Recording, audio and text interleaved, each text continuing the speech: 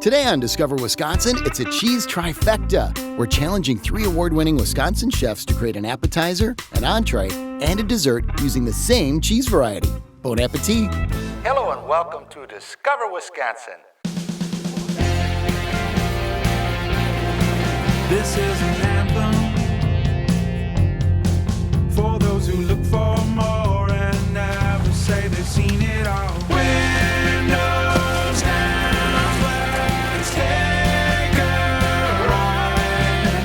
The good land's great tonight.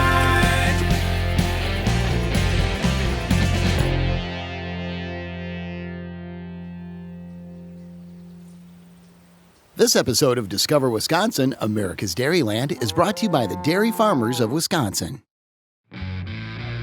If Wisconsin is well known for anything, it's gotta be for our award-winning cheese. So we decided to have 3 talented chefs make 3 very different dishes using the same type of cheese. First up is Nathan Berg, head chef of the Lakely restaurant at the Oxbow Hotel in Eau Claire. Nathan's food philosophy works on the principle of creating cuisine that's localized with a Midwestern flair.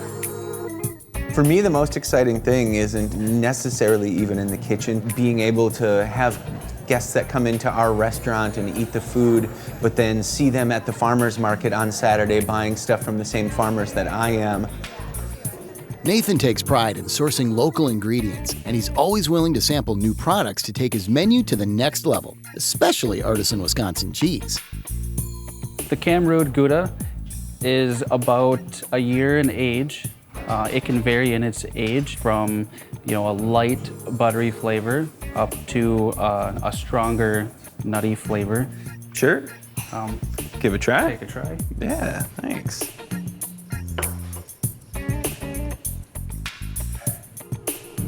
It's very creamy. Oh, it's got some zip to it too. Oh, that's gonna be a fun cheese to play with. I really like that. So Nathan will take on the Gouda Cheese Challenge and make 3 dishes with Kammerude Gouda, manufactured by Comstock Creamery. Another well-known chef who highlights locally sourced foods is Luke Zahm, chef at the Driftless Cafe in Viroqua, where food is a part of his roots. The concept for the cafe is based on my love for my home. I was cooking in the Midwest for a long time, and this idea to come home and shine a spotlight on who we are and the food that was being produced here was how the restaurant kind of came into existence for me. Having grown up in the heart of Dairyland, Luke takes every opportunity to highlight the cheeses that inspire him. I want you to experience the rapture that is the Wisconsin cheesemaking industry when you come to the cafe. We're trying to distill out the best cheeses, so when people come in here from the outside, they're blown away. I literally have to do nothing to make that experience wonderful. Even with his vast experience with Wisconsin cheese, we managed to find one Luke hadn't tried. So when we make this cheese, we actually add 5 large milk cans of cream to the vat, so it makes it extra creamy, super rich, and almost spreadable. So, it's really a versatile cheese. I can't wait to try this. You ready? Yeah, you want to yeah. taste it? Okay, cool. Here we go. It's perfect. It's literally perfect. It just melts away in your mouth. And It's like, literally perfect. I have a million ideas how to play with this ingredient, and I honestly can't wait. We issued the challenge for Luke to use Carr Valley's Glacier Penta Creme blue cheese, even in a dessert. The third time is always the charm. So for Chef Adam Siegel of Lake Park Bistro in Milwaukee, we challenged him to use Widmer's aged brick and brick spread in 3 dishes.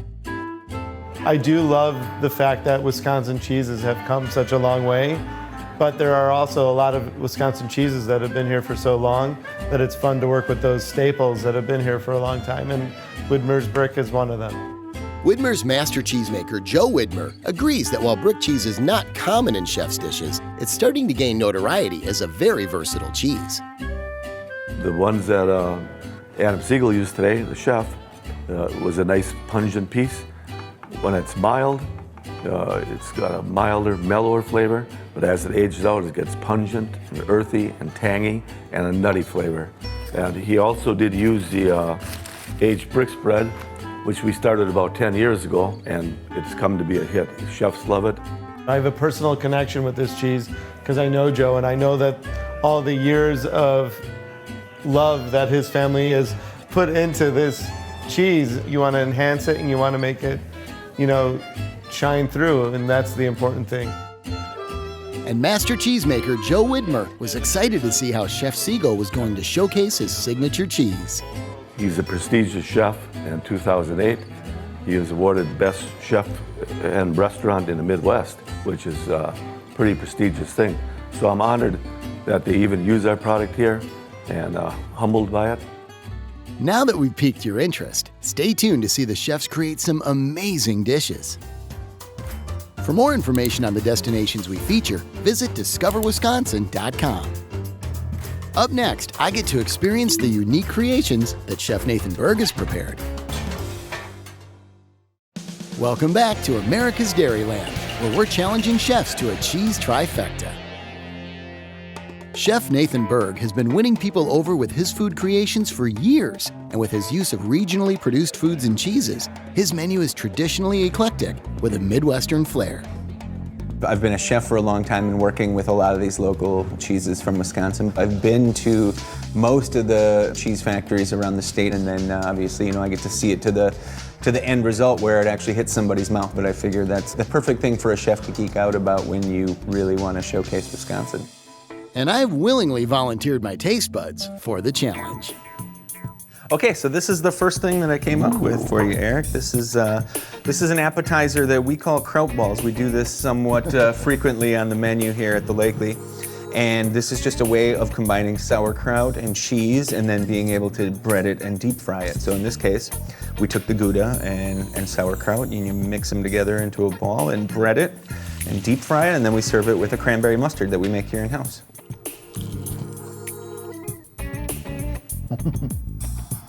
Wow. You get the tang of the sauerkraut, and then the cheese comes in right after it. Yeah, and these two play really well together. Like I said, there's a little bit of that extra bite in this Gouda, and it really pairs well with the sauerkraut. That's why I thought it wouldn't get overpowered by it necessarily. That was a winner. 1 down, 2 to go. I'm excited for Nathan's next dish.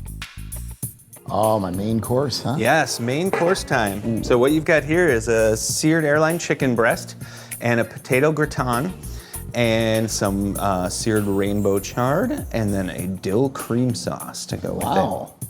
So the Gouda is mixed in with the gratin. It's just thin layers of potato that are seasoned and then mixed with a bunch of Gouda cheese in the middle, and then it's all baked in cream for 45 minutes. Baked in cream for 45 minutes? Correct. And then, like I said, that didn't seem like enough, so so there's some dill cream sauce to go on there too, in case you felt like you weren't getting enough dairy product in this entree. I'm gonna try this first. Yeah, go ahead. Cut off a little corner, get it in the dill sauce here.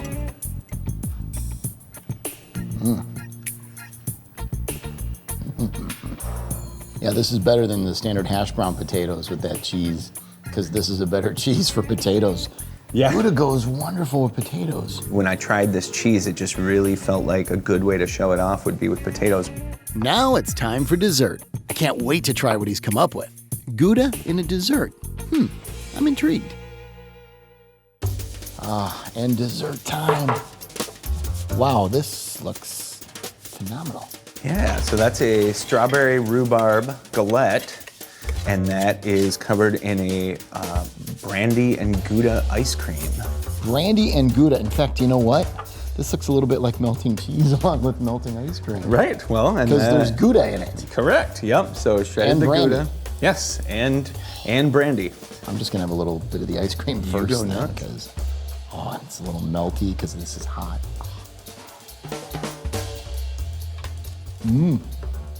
That brandy hits you in the front.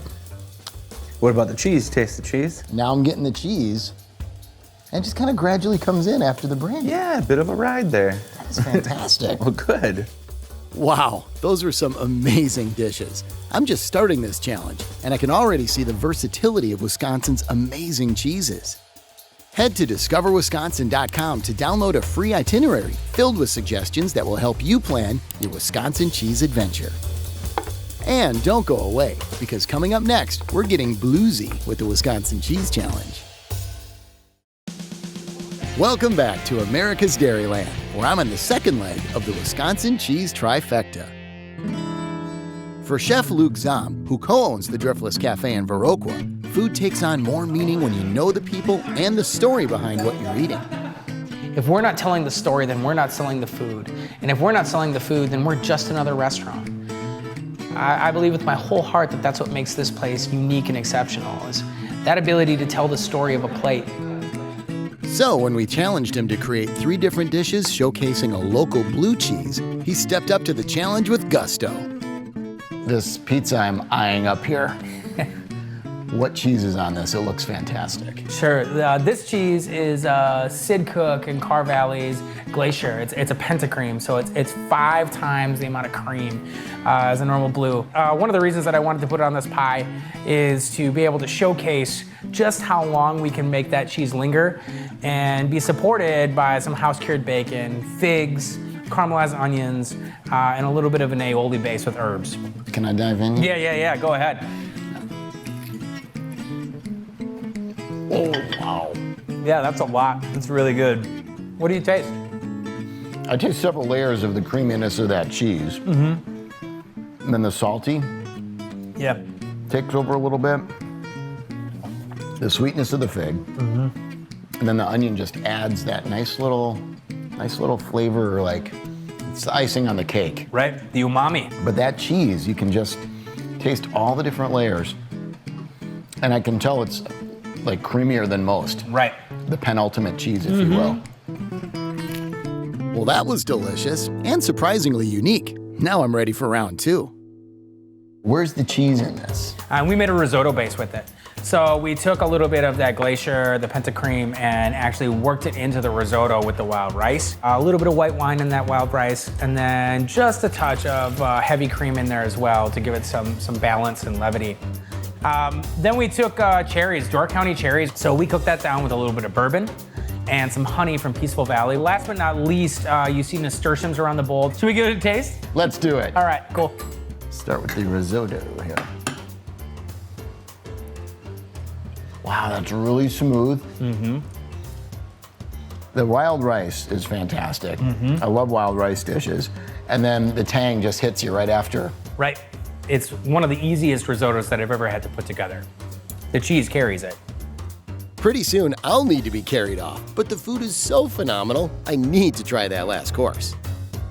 What am I looking at? It looks like cheesecake, but I know there's blue cheese in it. Indeed. So we have the Glacier, the Penta Creme in here.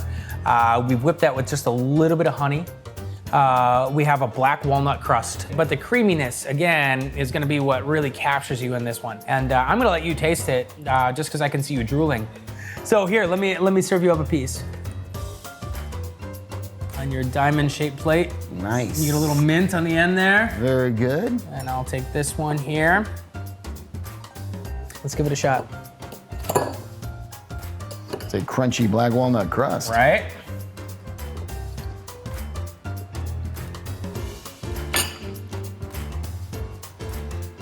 Smooth like butter. That's but ridiculous. It's blue cheese. That's ridiculous. Agreed. Ridiculously tasty and flavorful. And while you may not be able to experience these same dishes because of the ever-changing menu at Driftless Cafe, you're certainly going to be treated to something incredibly sumptuous. Be sure to check out discoverwisconsin.com to see behind-the-scenes photos of the crew filming this episode. Up next, Adam Siegel tackles a Wisconsin original. We'll be right back with more unexpected culinary creations. Welcome back to America's Dairyland, Wisconsin Cheese Trifecta, where we're checking out more delicious dishes. At Lake Park Bistro in Milwaukee, Chef Adam Siegel is a huge fan of Wisconsin cheese, so we challenged him to take on an earthier ingredient, Widmer's brick cheese. We tried it raw. We tried in its true state, and we tried it as a cold packed cheese in the spread, and then we turned it into a fondue, and then we cut some up and we baked it with in a peach tart as a dessert, and it was wonderful how versatile it was. Who would have thought that brick cheese, a Wisconsin original, could be so versatile? I'm ready to taste how multifaceted it really is. What do we have here? We have a Whitmer's cheese, brick cheese ravioli that we made using their brick spread. And it's incredibly easy to make because the brick spread comes already processed. Just boiled them and added it with some mushrooms that were sauteed in brown butter, a little shallot, a little bit of herbs, and there you have it. We topped it with some more aged brick cheese, and that's about it. And this is a ravioli dish without sauce, except for some butter. Butter is the sauce, so it looks like it's a lot of butter and everything, but it soaks up with the ravioli, it soaks up with the cheese, and it's a flavor. And then you have a little bit of the end. You just take a piece of bread and sop it all up. This looks well. Go wonderful. for it. Those chanterelles are locally foraged with brick cheese and lots of butter. Wow. That is a very creamy brick cheese. As I continue to savor the first course, Adam gets busy creating my next dish. It's gnocchi, and it's Parisian gnocchi, so it's a little bit different from the Italian gnocchi, which are potato dumplings. This is choux pastry.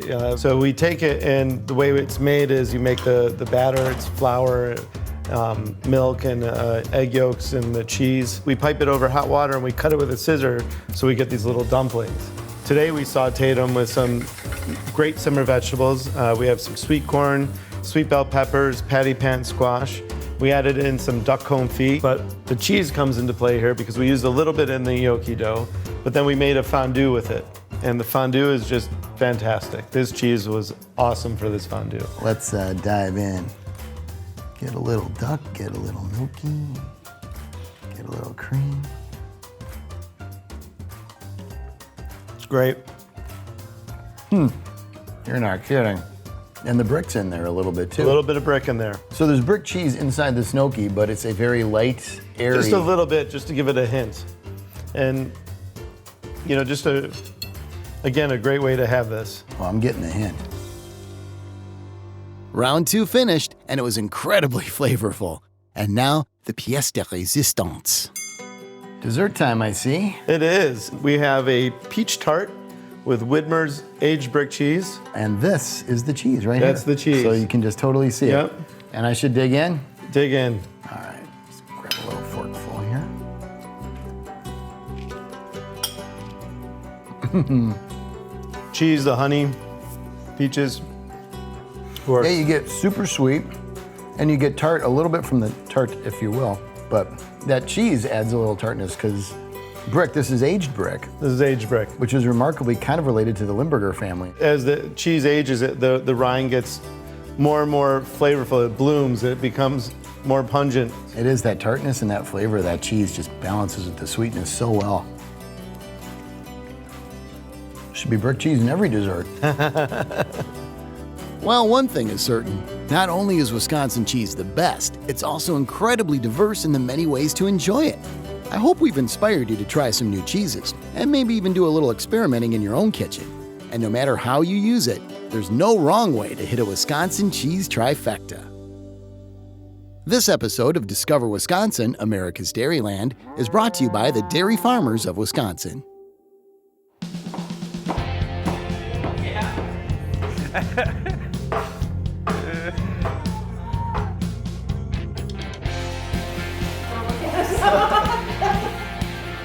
Maybe I'll say something and you can just nod and chew so that you don't have to chew with your mouth full.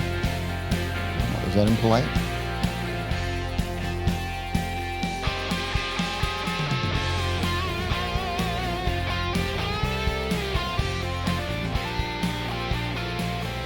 Discover Wisconsin is the state's leading media brand. Continue the adventure at discoverwisconsin.com and stream episodes on YouTube and Roku TV.